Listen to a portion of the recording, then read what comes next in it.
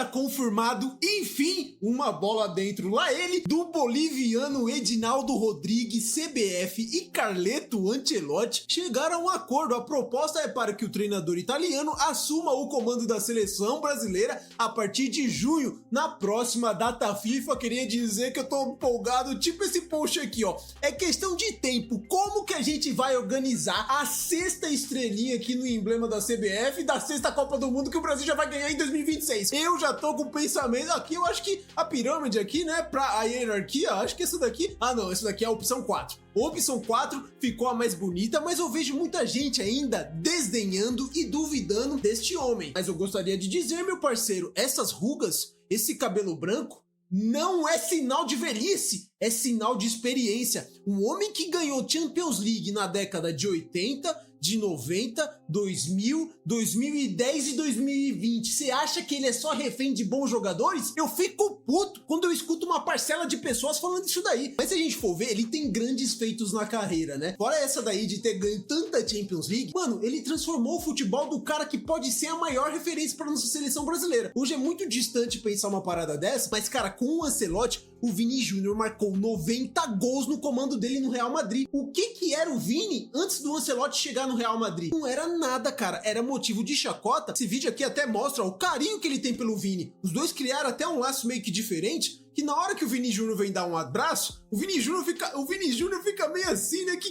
porra que é essa? Você quer me beijar, meu parceiro? Aí o Ancelotti, como europeu que é, né? Um homem de classe, dá um beijinho na bochechinha do Vini, um tapinha nas costas, mas aqui o Vini ficou em choque, né? Viu aqui, ó, os olhos azuis do Ancelotti? Vini Júnior, lá do Flamengo, lá do Rio de Janeiro, que porra é essa? Tá querendo me beijar, porra? Mas eu vi também uma parada aqui que pode ser uma grande realidade, rapaziada. Nos últimos dias aí, o que a gente viu? Uma certa treta, uma certa rusga entre Ancelotti, nosso querido menino Endrick, né? Aqui o Endrick comemora que o Ancelotti saiu do Real Madrid, finalmente terei mais oportunidades, mas quando ele chega na seleção... Chegou na seleção...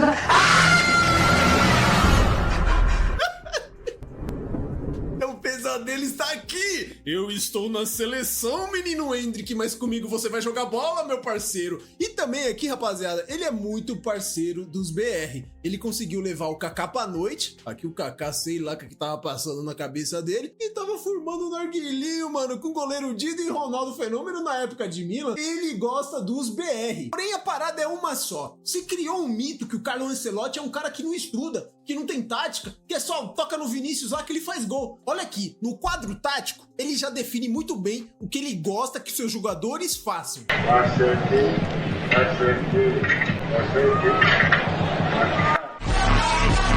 Simples, é basicamente isso, mano. Você sai da defesa, toca reto, chega no gol e faz o gol. Você quer uma parada mais simples? Você quer que o jogador entenda mais o quê? Chega no gol e faz o gol. E eu fiquei assustado, porque praticamente, mano, o Real Madrid aplica muito isso daqui, tá? Correria no Vini aqui, ó. Estica no Vinícius Júnior, vai. Ó, passe do Modric pro Vini, pimba. Sai correndo, Vini. Faz seus pulos, faz seus corre. Vai, Vini, de frente pro goleiro. Alá, golaço. Golaço. Não julguem meus métodos e também não julguem meus resultados. Mais um aqui, ó. Ascenso para Belligol. Ligação direta. Pá.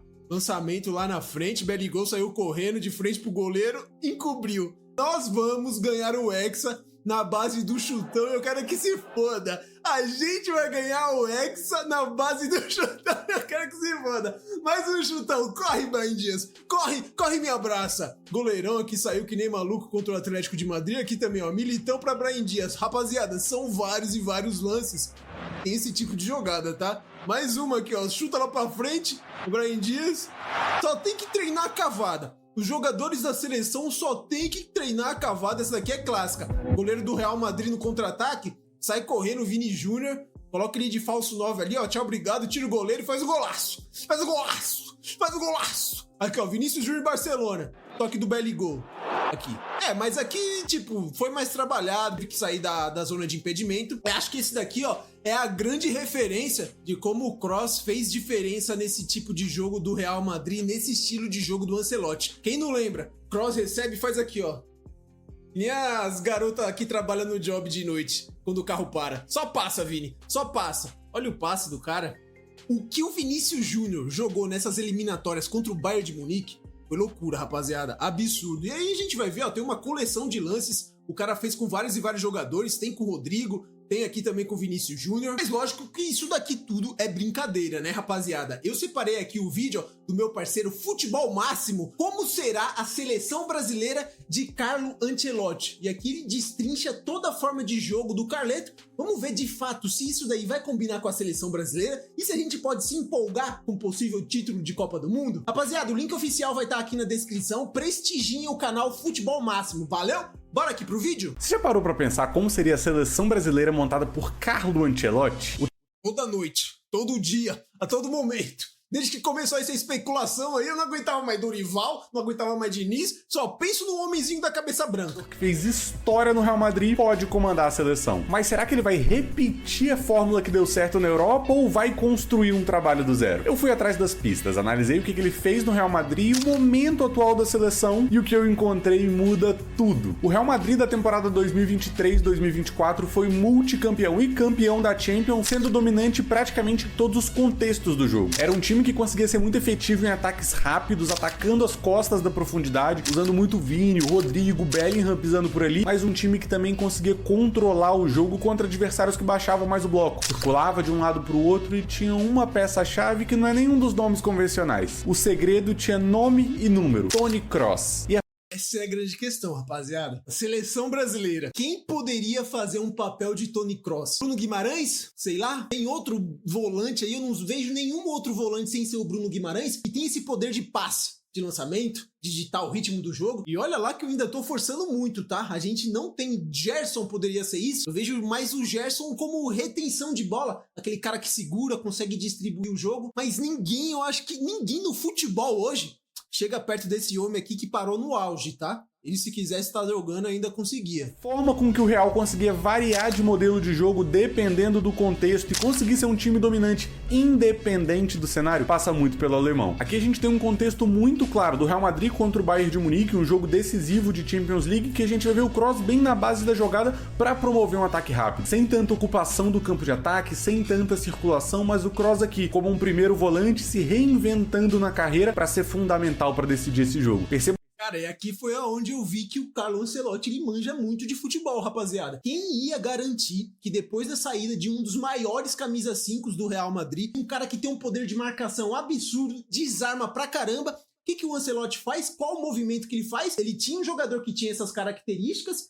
traz um Toni Kroos pra ser o camisa 5. Mano, o Toni Kroos nunca se destacou por ser um jogador físico, que tem uma marcação absurda, que tem um desarme surreal. Não, mano, vou me reinventar. Traz aqui o Kroos pra camisa 5 e vai fazer a minha saída de jogo de uma forma brutal. Passe, lançamento, tenho o controle de jogo. Aquele tridente do Real Madrid, que era Casemiro, Modric e Kroos, cara, o Kroos fez o papel de camisa 5 de uma maneira surreal, algo que ele nunca tinha feito na carreira. De uma forma como ele sinaliza, e esse gol ficou muito marcado nessa partida, como ele sinaliza pro Vini Júnior atacar a profundidade, e é exatamente o que vai acontecer. O alemão tem não só essa genialidade para encontrar os espaços, mas também para organizar o time a partir da base. O Vini atrai, tira o zagueiro e o Kroos vai encontrar uma bola na medida pro brasileiro marcar um gol e ajudar a definir a partida que depois resultaria na classificação. Aqui a gente já vai ver o Kroos num outro contexto, não tanto de ataques rápidos, mas aqui contra o Alavés, por exemplo, ocupando o campo de ataque. Momento que o Real Madrid tá num momento de ataque posicional, momento de organização ofensiva com um ataque mais cadenciado. Tentam atacar por um lado, não conseguem, e o Kroos é esse ponto de inflexão.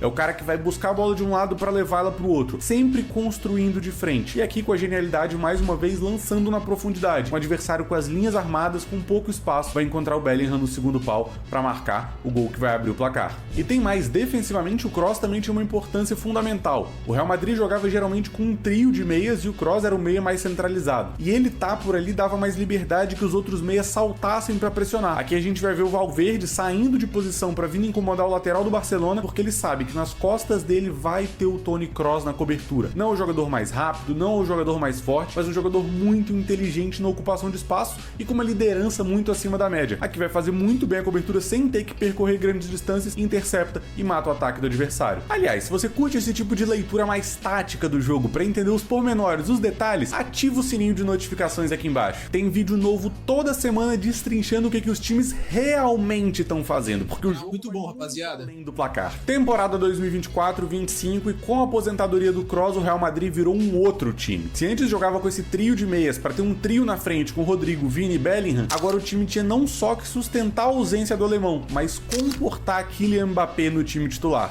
E aí que a gente teve o grande problema da temporada, né? A saída do Kroos e a chegada do Mbappé. E não é só a saída do Kroos. Você perdeu o pilar do seu time, o cara que fazia o seu time jogar. Para comportar o Mbappé, que é um ponta direita e vai ter que ser adaptado para ser um centroavante, e você não recebeu ninguém para ser o substituto do Kroos, que era o seu principal jogador do time. É complicado, né, rapaziada? Essa temporada aqui, o planejamento do Real Madrid não tinha como dar certo, foi muito mal executada. Obviamente, você ganha mais qualidade para atacar a profundidade, esses momentos de ataques rápidos, mas você perde em outros pontos do campo também. Vai ter um meia a menos para fazer cobertura, o que tira esse espaço defensivo, e obviamente um jogador a menos para construir jogando de frente, trocando de corredor e lançando a bola na profundidade. E isso ficou muito claro na eliminação contra o Arsenal nessa Champions. E com a aposentadoria do Kroos, a gente vai ver isso afetar também na qualidade de saída de bola. Um jogador a menos para qualificar e muitas vezes ele baixava para fazer uma saída de 3. Resultado, nessa temporada o Real Madrid sofreu em alguns momentos errando a saída de bola, fazendo a defesa ter que correr para trás no momento em que ela não tá tão bem organizada e cedendo espaço para o adversário, mesmo contra adversários mais fáceis, como é o caso desse jogo contra o Leganés logo nos primeiros minutos. Na sequência aqui mais um exemplo, agora contra o Rayo Vallecano. Perceba como que o meio de campo tá muito pouco organizado, a saída de bola não tem tantos jogadores para gerar apoio, muito pela falta de característica de alguns atletas. Usa essa bola mais longa no Vini e mais uma vez se corre o risco tendo que fazer a defesa correr para trás e o Rayo Vallecano vai chegar com perigo e quase marcar contra o Real. E o mesmo vale para falta nas coberturas. Nesse momento o Real Madrid passa a jogar com o Vini, com o Rodrigo, com o Bellingham e com o Mbappé, logo você vai ter só 2 meias e um jogador a menos para fazer essa cobertura. Nesse cenário, por exemplo, o Lucas Vazquez tem que sair da lateral para vir ocupar o espaço aqui central que talvez seria ocupado pelo Toni Kroos. E justamente com essa falta de abastecimento de jogadores por dentro, para cobrir tanto o meio ou uma possível bola mais profunda, você força os jogadores a percorrerem distâncias mais longas. Isso não dando certo, abre campo para o adversário. Como a gente vai ver aqui contra o Villarreal, também logo nos primeiros minutos de jogo, o Real com 4 jogadores na defesa e só 2 no meio, tendo que correr ainda mais para trás, o Villarreal chegando e levando perigo ao gol do Courtois. Contra o Atlético de Madrid, o mesmo efeito. Vão usar da bola longa e percebam aqui o Modric tendo que cobrir 2 jogadores, muito porque ele só tem mais um jogador de meio com ele. As distâncias são mais longas que eles vão ter que cobrir. Sobe ou guarda a posição. Ele opta por subir e não vai ter justamente um Toni Kroos que poderia estar gerando essa cobertura. Aqui foi uma falha de leitura do próprio Tchouaméni. Ele sinaliza aonde o Kroos poderia estar e é aonde o Tchouaméni não tá, né? É o papel do Tchouaméni fazer esse papel de primeiro volante de destruição de jogada, de ser aquele cara que dá sustentação pro meio campo. E aí é um outro tipo de jogador, né? Você tem um Tchouaméni e você tem um Toni Kroos, você tem um Tchouaméni e um Casemiro que fazia isso daqui com especialidade na época do Real Madrid. Agora no Manchester ele não vive um dos seus grandes momentos. Sabe? É a qualidade do jogador, não é só que o Kroos saiu, mas é que também não teve nem a possibilidade de se ter um substituto à altura. Eu acho que se o Real Madrid contrata, sabe, é meio improvável, um Rodri, um Kimmich, consegue fazer esse papel de sustentação no meio campo e dar uma amenizada ali no trabalho defensivo das outras peças do meio campo. O problema é que, mano, não se teve nem essa possibilidade. Contratou o Mbappé e, mano, o Ancelotti se vira aí com o que você tem. E aí o Ancelotti não encontrou também um equilíbrio entre si, ataque e defesa. Tanto que no Real Madrid agora já se fala que não dá mais para jogar com quarteto. Bellingham, Mbappé, Vini Júnior e Rodrigo. Só dá para jogar com 3 e 2 ali fazendo a dupla de ataque. Vamos ver como é que vai ser essa parada, se vão se desfazer de alguém desse quarteto do Real Madrid, rapaziada. Um Toni Kroos que poderia estar gerando essa cobertura, essa segurança para os outros meias subirem. E é justamente ali que o Atlético de Madrid vai recuperar a posse numa briga por segunda bola, vai ter que ver a defesa correr para trás mais uma vez e num jogo determinante, um jogo de Champions, vai acabar sofrendo um gol logo nos primeiros minutos. Ou seja, na prática, você perde um jogador que dava essa contenção e essa organização para colocar um jogador a mais para atacar a profundidade, como é o caso do Mbappé. Mais uma vez, com um jogador a menos no meio, falta repertório. E nessa temporada a gente viu um Real Madrid que praticamente só sabia jogar em ataques rápidos, em contra-ataques, em transições, e contra o Arsenal isso ficou muito claro. Beleza, mas falando de seleção brasileira, qual o contexto que a gente tem hoje? A gente fez um trabalho muito irregular do Dorival, que em alguns momentos eu vejo que até tentou emular um pouco do que o Ancelotti fazia no Real Madrid, muito para tentar potencializar Rodrigo e Vini Júnior, dois dos principais jogadores da seleção. Defensivamente, a gente viu o Vini muitas vezes mais centralizado, quase como um centroavante, mas isento de funções defensivas para estar pronto para as transições, para atacar por dentro, puxar esses contra-ataques, mas convenhamos que a gente não viu muito resultado nisso. Em organização ofensiva, por fora do bloco, a gente também não viu isso. A gente não tinha esse organizador para fazer a bola chegar com mais qualidade nos pontas, circular mais rápido. O Brasil, por mais que tenha muitas estrelas, parece viver um momento de baixa de confiança, muito por também não ter grandes lideranças fora e dentro de campo. Um cenário muito comum nessa passagem do Dorival pela seleção foi isso daqui. Um Brasil que procurava atrair o adversário para o seu campo na saída de bola, justamente para procurar esses ataques rápidos com Vini, com Rafinha, com Savinho, com Rodrigo, mas nas bolas longas não era muito efetivo e acabava entregando a posse. Nesse jogo contra o Uruguai e na partida contra a Colômbia pela Copa América, para mim isso ficou muito claro. Um Brasil que forçava muitas bolas longas sem efetividade, sem conseguir aproveitar esse espaço nas costas da defesa. Aqui fica bem clara a intenção do Marquinhos de lançar justamente pro Vini e pro Rodrigo mais centralizados atacarem as costas da defesa. E isso passa por uma crise geral, por um Brasil que não só tinha dificuldades de atacar, usava muito esse jogo direto, como também um Brasil que não se organizava bem defensivamente e tem as suas semelhanças com um momento ruim do Real Madrid nessa temporada. Um Brasil que vão ter dois meias que muitas vezes estavam sobrecarregados justamente pelos atacantes estarem muito isentos de funções defensivas. Aqui a gente vai ver o Brasil abrindo mão praticamente de 4 jogadores no momento defensivo e tendo que afundar toda a defesa, e o espaço vai surgir aonde? Justamente na entrada da área para a Venezuela empatar o jogo contra o Brasil. E como é que pode ser essa seleção do Ancelotti? Eu não acho que ele vai simplesmente copiar um modelo, muito menos o modelo do Real Madrid que não deu tanto certo nessa temporada. Eu acho que ele vai colocar um pouco mais de contexto, mas é possível que ele use nomes que nem estão mais na cabeça dos brasileiros para reorganizar a seleção, trazer essa liderança para dentro de campo também e vai trazer o Casemiro de camisa 5, viu? Ele tá voltando a jogar melhor lá no Manchester United, rapaziada. Tá, né? Recentemente aí eu vi que ele tá fazendo bons jogos e tal, mas pra voltar pra seleção, um homem de confiança, né, mano? Já trabalhou com ele anos e anos no Real Madrid. Eu acho que ele vai dar esse voto de confiança pro Casemiro, hein? Essas coberturas, muito do que o Toni Kroos conseguiu agregar pra aquela equipe. Aqui a gente tem um esboço do que eu imagino que possa ser a seleção com o Ancelotti. Alisson, o Ederson no gol, e na defesa não vejo grandes mudanças. Jogadores que saibam construir e principalmente usar laterais que tem muito pisada no último terço. E aqui tem um trabalho interessante do Ancelotti. Por muitas vezes usar o Carvajal, o Mendy, o Lucas Vázquez, jogadores que chegam muito no fundo, ele geralmente vai fazer uma saída em 2+3, não com os laterais, mas com os volantes mais baixos, prontos para jogarem de frente. E aqui que vai ter importância de você ter o Bruno Guimarães e o Gerson, mas que também tem a liderança, por exemplo, do Casemiro, que vive um momento de retomada no Manchester United, já trabalhou com o Ancelotti e pode ser uma peça importante na seleção. Principalmente. A parada que eu acho foda, rapaziada, é que, mano, depois do jogo contra a Argentina, lá na Argentina, cara, eu não levo mais nenhum tipo de confiança no Arana. Mano, o que ele se borrou contra a Argentina foi putaria, cara. Ele não conseguia marcar. Quando ele recebia a bola, ele se tremia, não conseguia o que fazer. Ele não marcava, ele não atacava. Simplesmente era nulo a participação dele em campo. Não dá pra levar como base aquele jogo, porque todo mundo foi mal. Mas eu acho que, mano, em especial ele, o Murilo lá do Nottingham Forest, né, mano, que todo mundo elogia, muito mal os dois, e os dois pelo mesmo lado aqui, né? Mas, cara, se você não leva um Arana, quem seria o seu lateral aqui? Teve aquele Wendel que era do Porto, agora tá no São Paulo, né? Não vejo ele também fazendo nada aqui no Brasil. Cara, é uma deficiência gigantesca essa posição aqui para a seleção. Para ser esse jogador no momento que o Brasil ocupa o campo de ataque, para a bola circular de um lado para o outro, liberando até os meias, o Bruno Guimarães e o Gerson, com mais chegada, para fazer a bola chegar de um corredor e ele virar para o outro, como eu mostrei do Toni Kroos, claro, com menos qualidade, mas que também seja um jogador para fazer a cobertura e permitir a pressão, os saltos, a caça do Bruno Guimarães e do Gerson na fase ofensiva. E claro, um time que também esteja pronto para atacar de forma mais rápida, principalmente entendendo essa saída de bola que é possível gerar, atraindo mais o adversário para o seu próprio campo, e aqui tendo um trio extremamente definidor com 2 jogadores que o Ancelotti já conhece muito bem. Aliás, se você quiser mergulhar ainda mais fundo nas ideias do Ancelotti e de outros treinadores do futebol europeu, eu quero te fazer um convite. Os membros do canal têm acesso semanal a vídeos exclusivos falando de futebol europeu, vídeos sobre modelos de jogo, análise de partidas, scout de jogadores e muitas daquelas ideias táticas que você não vê na TV. Vale a pena dar uma olhada. É só clicar no seja membro aqui no canal para fazer parte desse nosso clube. Se o Real Madrid perder o equilíbrio com a aposentadoria do Kroos, eu vejo que a seleção pode retomar o equilíbrio com a volta do Casemiro. E obviamente vai ter gente aqui falando, o Casemiro tá muito longe do Toni Kroos. E tá mesmo, de fato, mas a gente vai ter uma liderança a mais e afinal de contas, quantos jogadores da atual geração podem entregar o que o Kroos entregou na história? E mais, quantos jogadores na história podem entregar o que o alemão entregou? Acho que é um primeiro passo importante para a seleção, para se reorganizar, ter mais segurança, ter mais repertório para atacar posicional ou atacar em transição, que o Ancelotti pode retomar. Foda que eu vejo essa imagem aqui, ó, do Casemiro com essa camisa da seleção em 2022. Eu lembro que ele poderia ter feito a falta ali, né? Ele poderia ter feito uma falta ali no joguinho, no contra-ataque ali da Croácia.